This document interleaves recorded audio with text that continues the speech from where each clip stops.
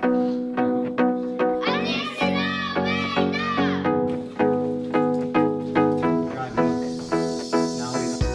Bijikinsa Dijnakaz, Makakinsa the Dem Nising Agua Dijamade. So my name is Jason Peranto in English of the Small Frog Clan, and I am a third degree Made person.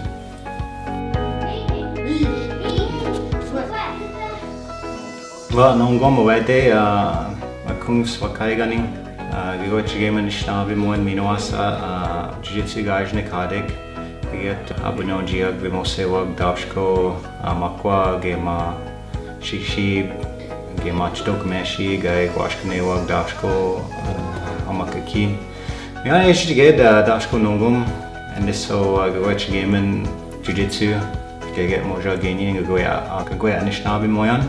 Yon jagi winwa abunonjiag je oma wanjibawad guanish kozi bing gaje kenemin.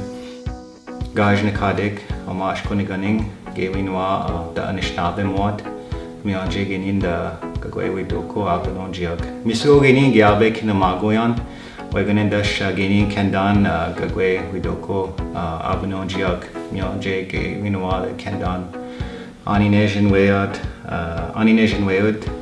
Anishinabe. Misagoes Nenda Nongo Mejagini, Negan, and Albion, Metagobog Sendawan Gawin Wad, the Minok Matsuad.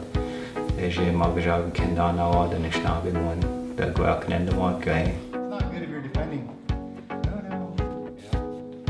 It's like him. What I try to do and try to help our young people in the class that we practice jiu-jitsu, and when we practice jiu-jitsu, we try to teach our kids the language, and we get them to do through exercise of different animals. For the class that we did today is that we had the children practice our language when we do our classes like regularly, and we try to get them to act out the commands and the animals, so they walk like a bear, walk like a duck, or jump like a frog, or even walk like a big monkey or gorilla. We don't really have words like that, but we try and use the words that we can in our language for them.